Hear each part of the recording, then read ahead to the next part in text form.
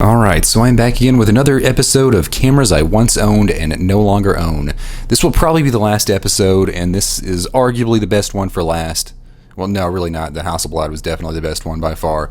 But this one is about the Leica IIIa. Pretty well-known camera that I owned. I, strangely enough, actually owned two of these cameras that were pretty much identical. They did have slightly different lenses, and I was generally not blown away by it, so I'll explain that over the next couple minutes. So the first camera I bought, I got on vacation when I was in Europe. I paid a decent amount of money for it. It had a 50mm f2 lens. I think it was a Sumatar, but I don't quite remember. Sat around for about a year or so before I actually ended up using it. And I took it with me and shot with it for a little while, shot a few rolls of black and white film. Was pretty impressed, but noticed it had a strange issue where the edges of a lot of the images were very black, and they kind of led into a gradient, and the exposure seemed uneven. And I looked it up and found out this was a shutter issue.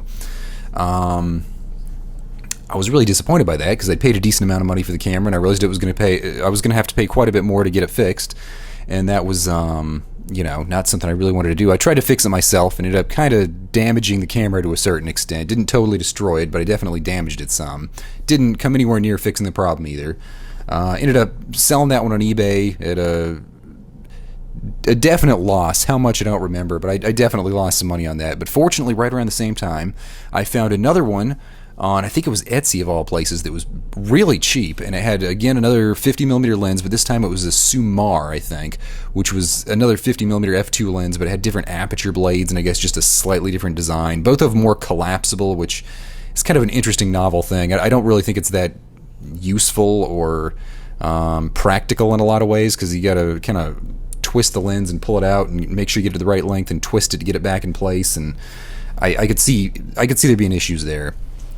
But anyways, I got the second one, and I didn't really use it much. And that one even came with a Japanese-made 90mm f4 lens that was made by a company called Sun or Sunco, a pretty obscure Japanese company. That was kind of a neat lens.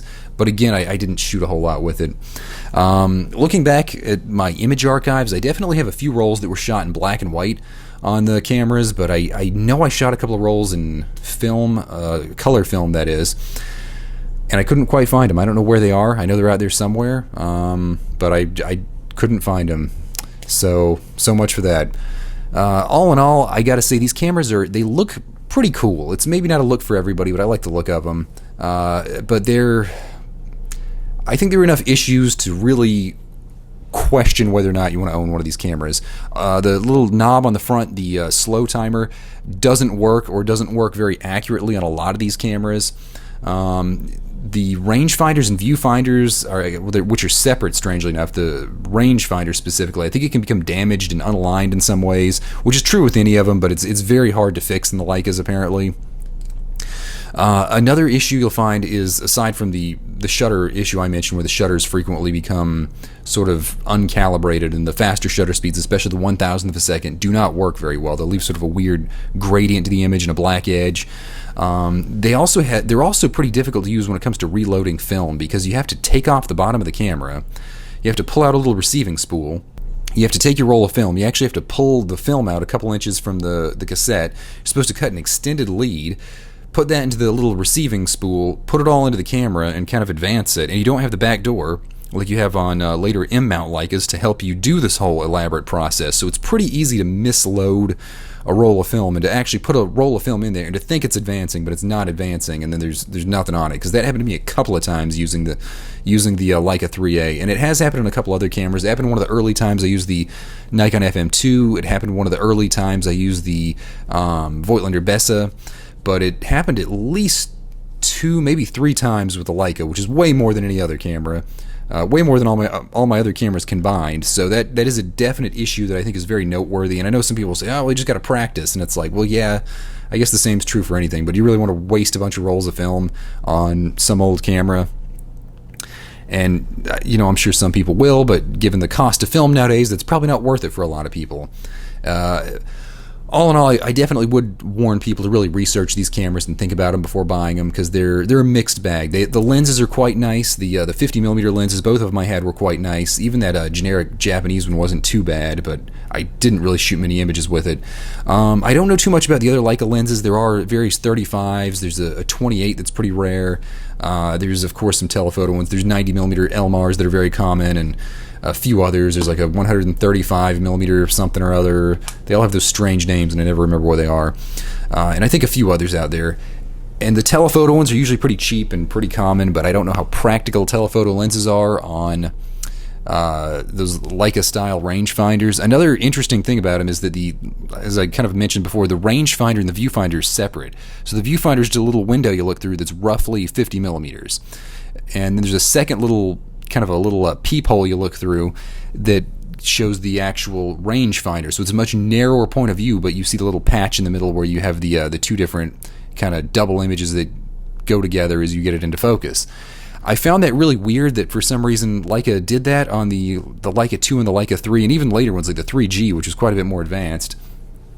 But it's strange that you see companies like Nikon had sorted that out back in their early camera making days, years later. And similar with Contax. Contax managed to make a much more streamlined design where they had the unified viewfinder and rangefinder, as well as a much easier to use film loading gate where the whole back of the camera came off. They did those things just a few years after Leica, so it's kind of strange and disappointing that Leica stuck with the same very, frankly, bad system for such a long period of time.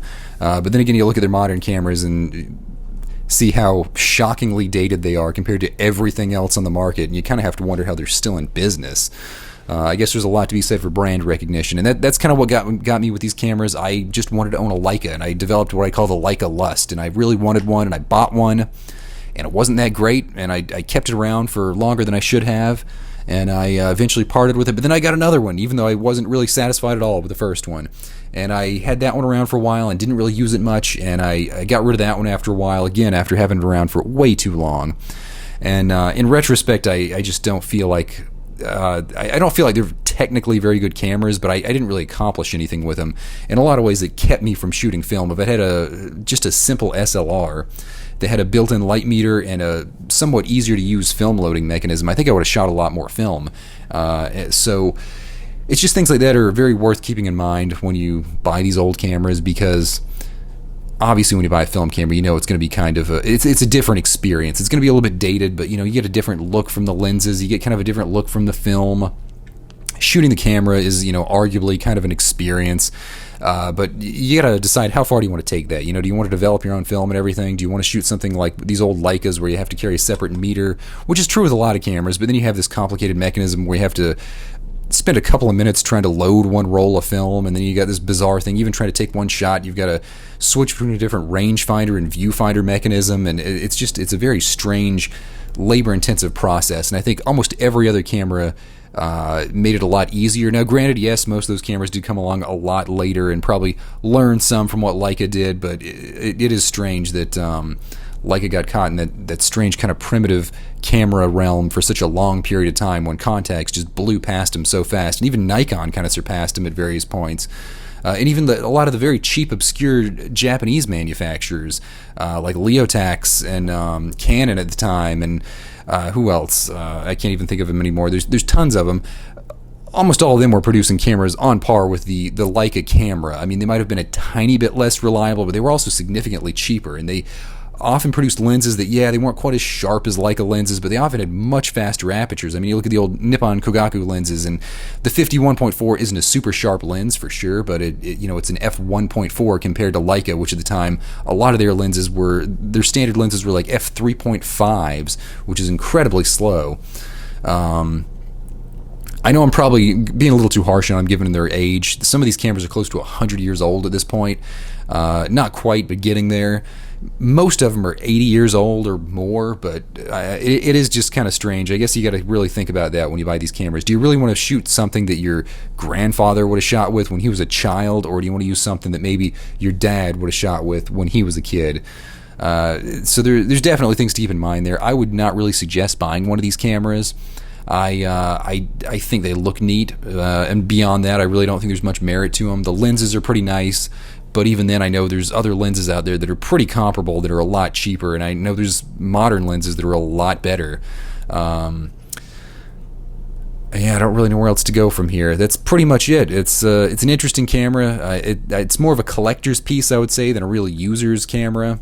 That's not really to say that's true with all Leica cameras, but specifically these old pre-war Leicas, I really don't think there's much there worth examining much further. Everybody likes to talk about Leicas all the time, and I think there's a good reason most of them stick with the in-mount stuff. You got much better lenses, you got much better cameras, and it's good to see that Leica did advance a little bit there.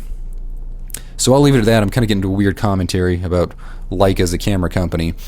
I did notice something very interesting. I noticed that the channel's at 150 subscribers, and my last video got over 1,000 views in like 2 weeks. That's actually pretty impressive. I'm kind of surprised the channel's gotten that big. I just kind of I made all these videos kind of on a whim. I mean, you can tell the production value's not that high. I just sit here and ramble about old cameras. So I'm glad people enjoy it.